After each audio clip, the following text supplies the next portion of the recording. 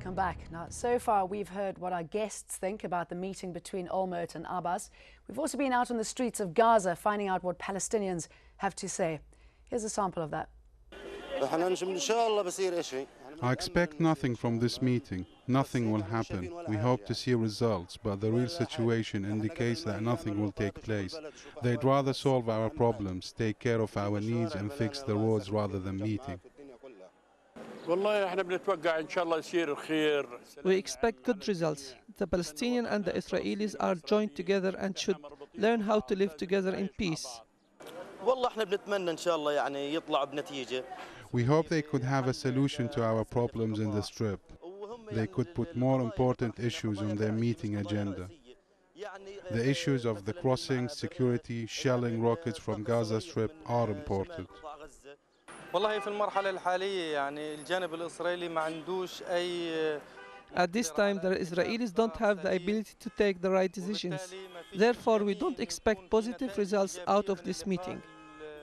So, skepticism on the streets of Palestine. We found much of the same in the feedback section of Israeli newspapers as well. Here's a sample of emails to Jerusalem's Haaretz on Sunday.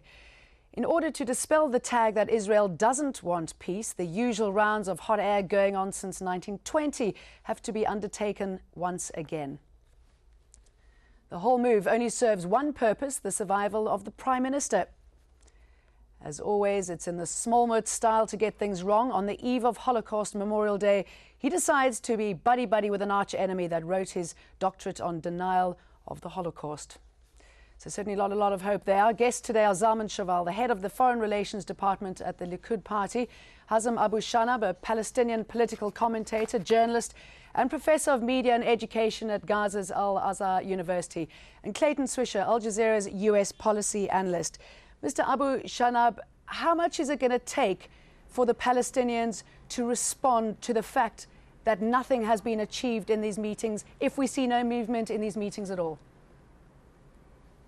Yes, the Palestinians do recognize that and do understand that, but they have nothing to do but trying to meet with everyone. You know, the Palestinians are really stick to the idea of having peace with the Israelis. They are willing so much to have an independent state over the Palestinian territories occupied by the Israeli forces in 1967, and they are willing to live in peace with the Israelis who are staying over the lands which were occupied in 1948. So they want recognition, they want coexistence between them and the Israelis. They want to live in peace with them, but the Israelis are not giving the opportunity to live as human beings in their independent states. The Palestinians are trying their best, are fighting back the Israeli aggression. They want only to feel that they are real human, they are normally human, they can live as others. They want to see that they can have their passport, their country, their Jerusalem as a capital,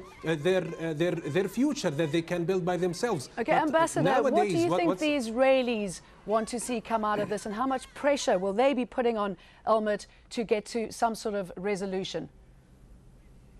Look, there isn't a single Israeli who doesn't want peace. I mean, I think logic commands that.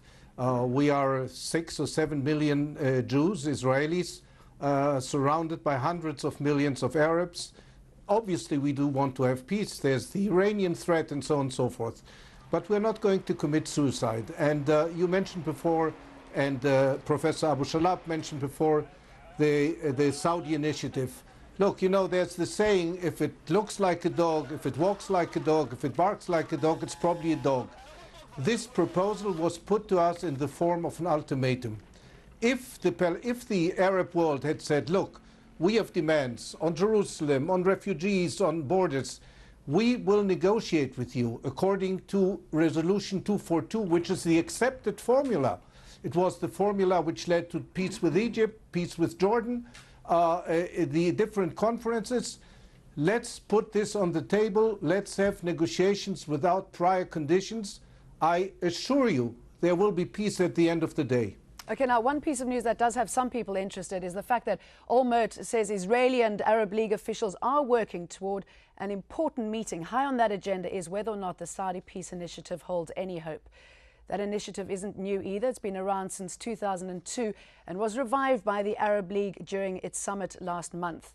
The blueprint offers Israel peace and normal ties with Arab countries in exchange for withdrawing from Arab land occupied during the 1967 Six-Day War, allowing the creation of a Palestinian state and the return of refugees. Israel rejected the plan when it was unveiled in 2002, but now says it could provide a basis for talks.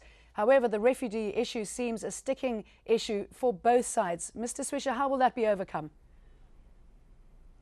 Well, I think you mentioned the possibility of there being what they call the 4+4+2 talks between the quartet, the U.S.-led quartet, the so-called Arab quartet, plus Israel and Palestine. And I think that they can discuss that in creative ways. Again, the Arab Peace Initiative, with respect to refugees and all the issues, is being asked to be the basis for these discussions. It's not a fait accompli. And just simply ignoring this is not doing any of the parties any justice. Mr. Abu Shanab, what at least can be achieved from these talks? There are so many issues to cover. What do you believe can realistically be achieved? We can achieve, you know, we have a new routine way of connection between the official regime of the Palestinians and the official regime of the Israelis. The achieved thing is the recognition between the two regimes that there is a partner, a political partner from both sides. You know, that the Israeli government did go say, and there is no Palestinian partner from the Palestinian side. So now we have a Palestinian and Israeli partners. But what do we have from that role? We can only have supporting Ehud Olmert in front of forwarding his people that he is facing so many problems. Okay, Ambassador, I'd like to put a last question to you very briefly, please. This is a quote from Thomas Sowell, who said that the least productive people are usually the ones who are most in favor of a meeting. Do you agree with that? Well, I'm a great champion of you know, secret diplomacy and back channels and the sort of meeting that the late Moshe Dayan had with the Egyptian vice president leading to Camp David and so on and so forth. Meetings in the public eye where every politician has to be very clear in his position, popular with his own people, are not always conducive to really making progress. Okay, we'd like to thank you there for that short answer as well, Mr. Zalman Javal, the head of the Foreign Relations Department at the Likud Party, Hazem Abu Shanab, and from Al Jazeera, Clayton Swisher. Thank you very much for joining us and watching this edition of Inside Story.